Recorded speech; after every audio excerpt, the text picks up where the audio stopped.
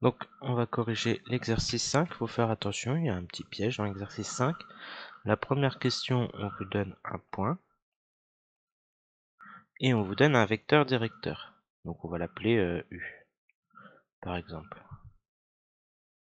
Moins 5, 4, un vecteur directeur. Donc là, il ne faut pas se tromper.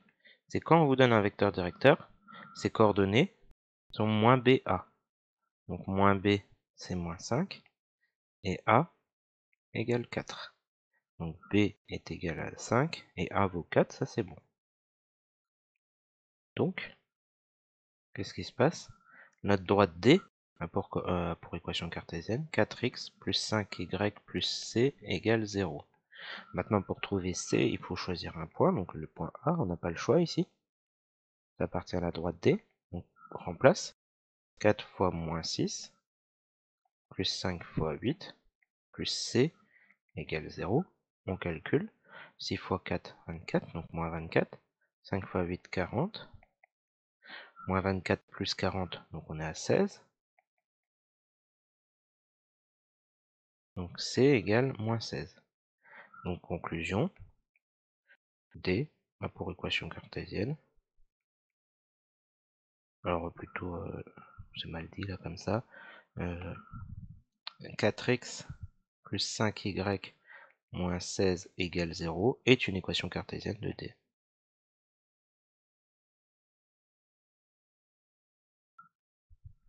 Voilà. Question 2. Cette fois, on nous donne un point, comme d'habitude, et un vecteur normal à la droite. Donc 8, 12. Un vecteur normal. Donc la méthode est légèrement différente. C'est ici, c'est pas moins BA, mais c'est seulement AB. Donc A égale 8 et B égale 12. On les a directement. Donc en remplaçant, ça nous donne 8x plus 12y plus C égale 0. Bon, si on veut, on pourrait simplifier et diviser tout par 4 là. Il n'y aura aucun problème, on simplifierait davantage. On va laisser ça comme ça. B, qui a un point de coordonnées 4, 7, appartient à la droite D. Donc, en remplaçant, 8 fois 4 plus 12 fois 7 plus C égale 0. On calcule ça, 8 fois 4, 32. 12 fois 7, 2 têtes si vous voulez le faire, si vous faites 10 fois 7, 70. 7 fois 2, 14. Donc 84. Plus C égale 0. Donc 84 plus 32. Donc on est à 116. Et donc C égale moins 116. Donc conclusion. Alors c'est quoi? Donc 8x plus 12y moins 116 est une équation cartésienne de D.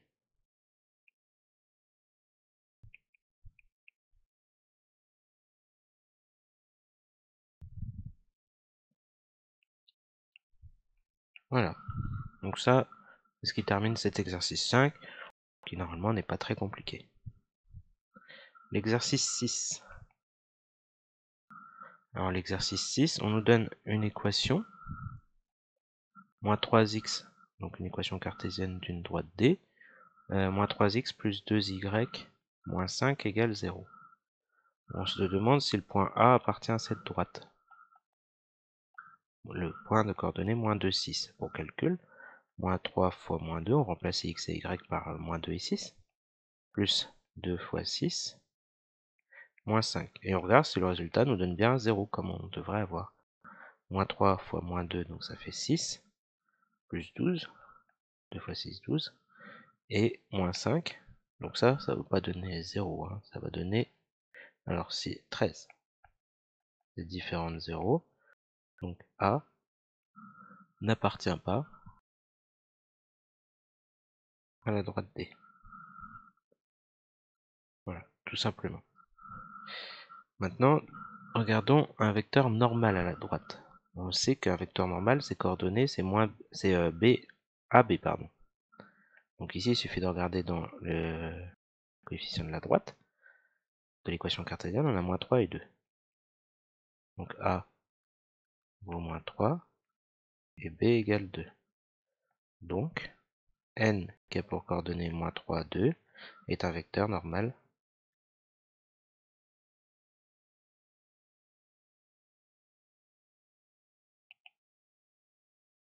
AD. Petit 3, déterminer une équation de la droite perpendiculaire à D passant par A. Bon, effectuons un petit dessin. Donc on a une droite D, on a un point A quelque part qui n'est pas sur la droite. Donc nous ce qu'on veut c'est une droite qui est perpendiculaire à A, perpendiculaire à la droite D qui passe par A. Donc grosso modo, c'est cette droite là qu'on cherche. Qu'est-ce qu'on a d'autre comme information? C'est on a un vecteur normal à la droite D. Donc si je place un vecteur normal, n, qu'est-ce qu'on voit? Le lien entre le vecteur n et la droite, c'est que n est un vecteur directeur de la droite qu'on cherche. Donc n de coordonnées moins 3, 2 est un vecteur directeur de la droite recherchée. De la droite recherchée, voilà. Grâce à ça, on a trouvé ça grâce au dessin. Donc si on a un vecteur directeur pour trouver une équation cartésienne, on sait que moins b c'est le premier coefficient, donc c'est moins 3, et a c'est le deuxième coefficient, c'est 2. Donc b c'est 3, a vaut 2, donc alors 2x plus 3y plus c égale 0. On sait que ça passe par le point A. Le point A, on regarde dans l'énoncé, ses coordonnées c'est moins 2, 6. Ça appartient à la droite. Donc, on peut remplacer les coordonnées, les x et y par les coordonnées de A. 2 fois moins 2, plus 3 fois 6, plus c égale 0. 2 fois moins 2, ça nous donne moins 4. 3 fois 6, 18. Donc on aura 14. Et donc c égale moins 14. Conclusion. On peut voir que je ne fais pas la phrase complète, hein, que vous savez comment rédiger ça maintenant. Donc 2x plus 3y moins 14 égale 0. En termes de rédaction, si vous voulez pas trop vous embêter, donnez-lui un nom à cette droite, par exemple D', D1, D2, n'importe quoi. Donnez-lui un nom, c'est nettement plus simple. Et donc ça, normalement, c'est pas très difficile. Dans l'exercice 7, vous pouvez tout simplement faire un dessin à chaque fois.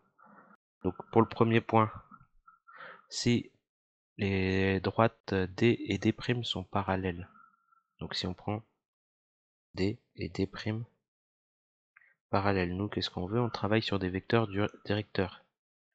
U et U' sont collinéaires ici. On peut le trouver tout de suite. Alors j'ai pas fait vraiment de transition, hein. Je rappelle l'énoncé de l'exercice 7. C'est on prend une droite D avec un vecteur directeur U, un vecteur normal N, une droite D' pareil avec D', et on a des phrases. Donc si les droites D et D' sont parallèles, alors on remarque que les vecteurs directeurs correspondants ici sont collinéaires. U et U' sont collinéaires. C'est ce qu'on remarque avec le dessin.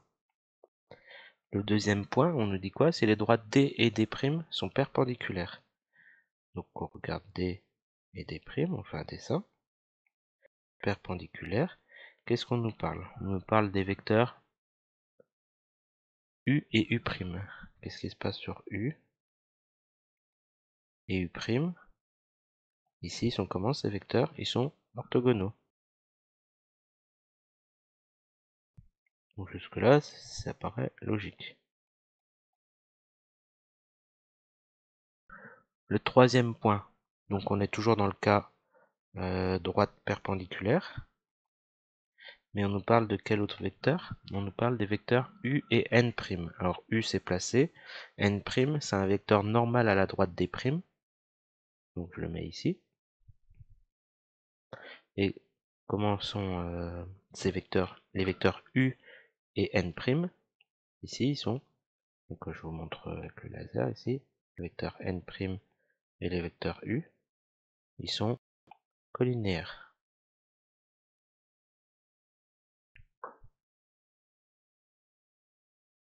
Donc on a trouvé le troisième point. Le quatrième, on est toujours dans le cas avec deux droites perpendiculaires, pardon. Je m'étais perdu dans les numérotations. Qu'est-ce qu'on nous dit? Donc on a deux droites perpendiculaires. N est un vecteur comment par rapport à D'? Donc imaginez que je trace N. N c'est un vecteur normal à D. Voilà. Et donc on se demande, mais ce N là, ça représente quoi pour notre droite D? Et ça représente, si je le déplace ici, mon vecteur N, ça représente un vecteur directeur. Hop. N est un vecteur directeur de D'. Et pas un vecteur normal.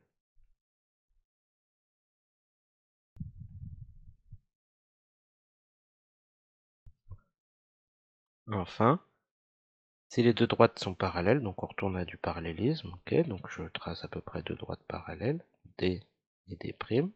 Qu'est-ce que je vais regarder? Je vais regarder le vecteur N pour la droite D, donc le vecteur normal à la droite D.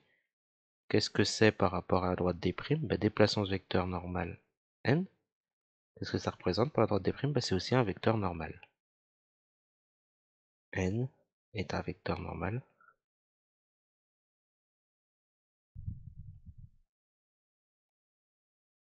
à D' aussi.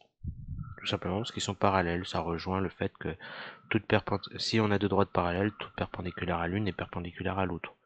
Ça peut se résumer comme ça vient de là. Bon, voilà, tout simplement.